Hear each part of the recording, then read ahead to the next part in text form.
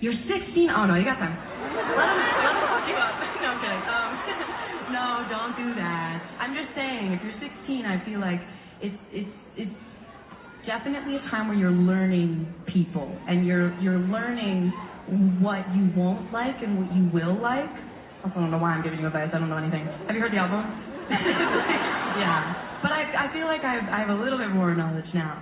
So where would you say right now, like, how are you feeling? Would you say you're feeling quite sad? Would you say you're feeling angry? Or would you say you are horny? In this clip, Sabrina Carpenter is playing a game during her 9th show of the Emails I Can't Send to Her in Denver on March 30th in 2023. Now let's look at the rest of the clip that people don't show you before making conclusions. Wait, I shouldn't have asked you that. You're underage. Oh, no. I didn't ask her that. No. Are you just, like, excited to meet other people?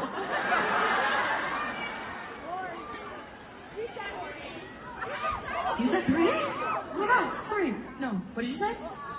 You're sad. Honestly, I'm kind of happy you chose that. Only because the game works. It's like whatever you choose, 1, 2, or 3. I picked a song based off of that.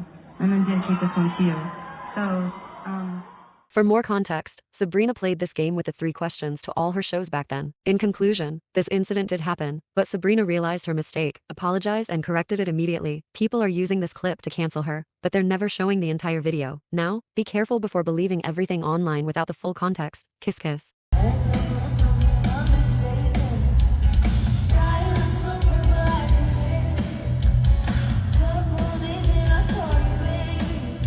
Today, we're gonna debunk the rumor that said that Sabrina arrested a 12 years old at her concert. But before looking at the video, here's more context. This incident happened on the October 15, 2024 at Minneapolis during the Short and Sweet tour. For those who don't know, before the song Juno, Sabrina gives her pink handcuffs and arrests a fan for being too hot. Amory was one of the openers of the Short and Sweet tour. Now, let's look at the video. And Penny looks just like the only Penny I've literally ever met in my life. You're the first Penny I've ever met. You know that?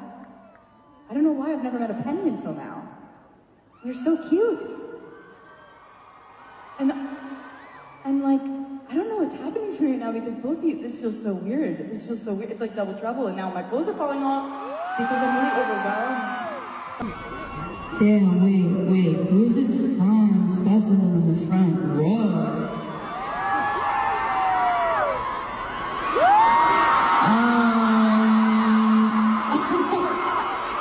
I'm sorry, but you're kind of under arrest for being too hot, I think.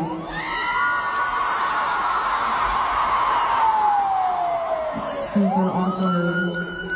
Can you tell everybody your name? Super awkward.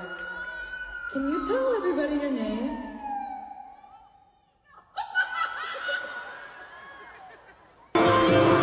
And this has become double trouble for this evening, so I don't give this song to you guys. In conclusion, Sabrina wasn't arresting a little girl, but since the little girl got confused, Sabrina played along to not embarrass her. Sabrina and Amory end up making the night of Penny. Now, be careful with what you see online without the full context. Kiss kiss. That's not gonna stop me from lying to my therapist. Well, I keep saying things like I'm never sorry. In this episode, we're going to debunk the whole Lolita allegations that Sabrina Carpenter got. But first, here's the photo shoot and the album cover that we're going to talk about. Let's start with the photo shoot. This photo shoot happened on September 5, 2024 with the magazine W. By reading the whole article, the theme of Lolita is never mentioned, and the whole shoot aesthetic is mostly in a garden, which is not that uncommon. The rest of the photo shoot, who people never mention, has no allegations because it's just not Lolita themed. So why does this photo in particular? People are saying that she references the film Lolita in this picture, but before explaining why it's not true, let's talk about the movie itself and this scene in particular. Lolita is a film from 1997. It's an adaptation from the book with the same name, written by Vladimir Nabokov in 1955. This movie talks about how Humbert, a grown man and a teacher, starts living with a widow and her daughter, Dolores, aka Lolita. Humbert starts a relationship with Lolita, who's 12, and that's why this movie is known for romanticizing pedophilia. In this scene from the movie, Dolores is reading in her garden. She's minding her business. It's Humbert who projects sex at the scene. So now, we can start asking ourselves the question, is Sabrina doing something inappropriate or are we projecting something inappropriate at her? And since I know some people won't consider this as a real argument, I'll add that Sabrina herself said she never saw the movie. Of course, you're free to believe her or not, but she has literally no reason to lie about this. Some of you didn't even know the movie before this. Before talking about the album cover, I'll finish by saying that the two scenes don't look alike. Yes, they're both laying in a garden, with water, but that's it. If the photo shoot was really trying to represent Lolita, they would have added a book and braids to Sabrina. Now, let's talk about the album cover. This cover is one of the variants covers of the album Man's Best Friend. It represents Sabrina Carpenter, laying in bed with a man at the opposite. People are saying that it's a reference to Lolita again, but when we look at Sabrina Carpenter's branding and how she often takes inspiration from the 50s and 60s, we understand that it's really not about Lolita, and the two scenes don't even look alike. Here's the real inspiration behind this cover. People are really making up things because it's really obvious. In conclusion, I'll say that some people are obviously looking for reasons to cancel her because this movie isn't even well known and suddenly everyone knows it. I'll end by saying that those accusations are completely fake and to stop believing everything you see online without looking it up first to make your own opinion. Kiss kiss.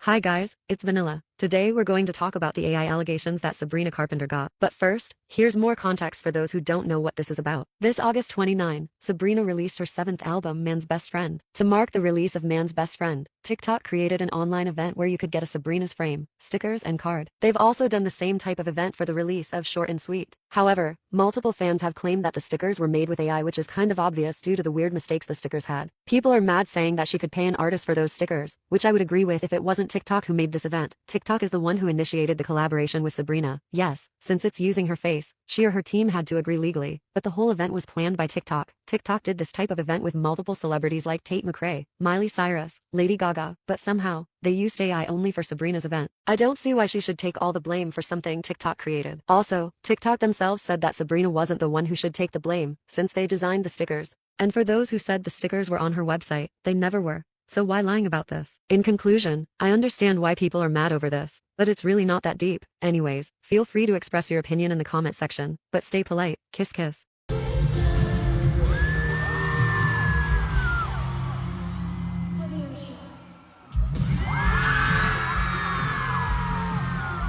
Hi guys, it's Vanilla. Today we're going to talk about the rumor that said that Sabrina sexualized and romanticized teen pregnancy with her song Juno. But I think you're used to it by now. Here's more context. Juno is a song made by Sabrina Carpenter and it's part of her album Short and Sweet. As Sabrina herself said, the song references the 2007 movie Juno. Make you want to make me Juno, because I was like, I just watched Juno. And I was like, that's a funny way to be like, knock me up, please, now. The song talks about having an intense attraction to a man that you desire to get pregnant with his child. The film is directly referenced in the titular lines in the song's chorus, where Sabrina uses the term make me Juno to mean get her pregnant. If you love me right, then who knows, I might let you make me Juno. Now, people are mad saying that she romanticizes teen pregnancy, but she's only using the word Juno to replace the word pregnant. The song itself doesn't talk about teen pregnancy. I understand the confusion, but I really don't think that it's a valid thing to hate her for, because, as she said herself, it was a joke song at first.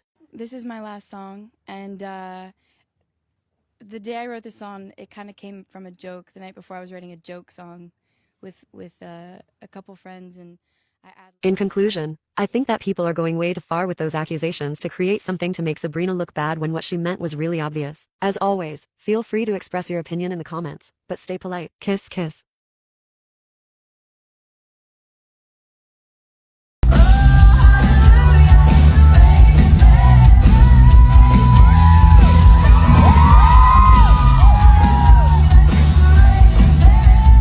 Hi guys, it's Vanilla. Today we're going to talk about Man's Best Friend album cover and all the controversy it got. But before that, let me show you more context. Man's Best Friend is the 7th album of Sabrina Carpenter. It includes 12 tracks and 13 on the bonus version. The album got released on the August 29, 2025. Let's analyze the cover with two different criticisms it had. It's abusive! She's getting pulled around by her hair! First of all, her hair isn't pulled. Her center of gravity is at the right, away from the man. Her head isn't being pulled up. The man isn't even leaning left or pulling on her hair. He's just standing there holding her hair up. And in an interview with Apple Music, Sabrina added, I wanted a man playing with my hair.